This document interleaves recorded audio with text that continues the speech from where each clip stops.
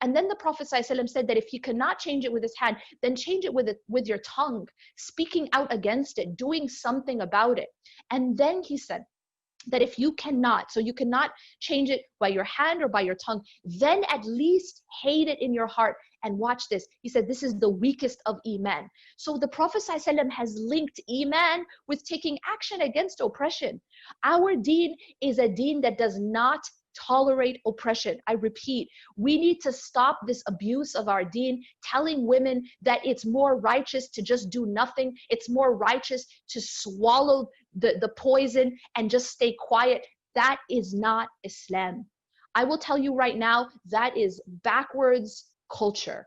Backwards, and I repeat, backwards culture. That is not Islam. Islam tells us to take action against oppression. Islam tells us, help your brother. The Prophet ﷺ said, help your brother if he is an oppressor or he's oppressed.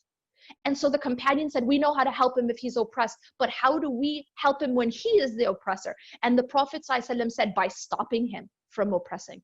By stopping him from oppressing. I repeat, we have to stop this narrative that Islam came to make us weak, that Islam came to make us passive, that Islam came to make us victims. And then we tell them, have sabr, sister, have sabr and be a victim, have sabr and take the abuse, and then for you is Jannah. No, you take action because that's part of your Iman, and then for you is Jannah, right?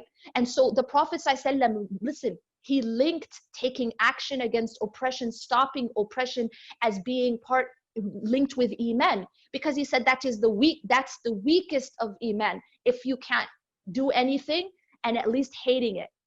So what does that tell us?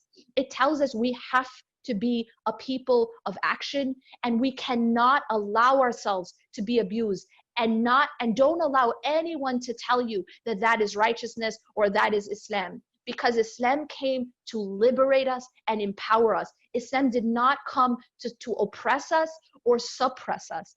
Allah and his messenger came to make us free. And this is part of our freedom, is that we do not allow the amana of Allah subhanahu wa ta'ala. Your body is an amana. Your body is an amana. Your heart is an amana, meaning it is a trust given to you by Allah subhanahu wa ta'ala. You need to take care of it. Imagine if I allow you to borrow my car, right? And I've given that to you as a trust. I said, take care of it, right? Take care of it. I'm coming back to get it later on, right? Now imagine while it's in your care, you allow your husband or anyone else to come and beat it with a bat and put dents in it, and then take some keys and then scratch it up. Is that taking care of my amana? When I come back to get that, have you taken care of the amana that I gave you?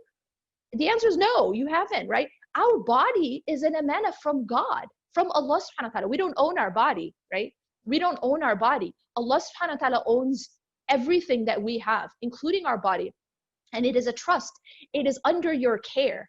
And if you're allowing someone to abuse that amana, then that is an injustice. And so we have to realize that our bodies are an amana, our hearts are an amana, our mind. We cannot also allow someone to abuse our minds or abuse our hearts. Emotional and verbal abuse is a real thing, and it causes lasting damage. So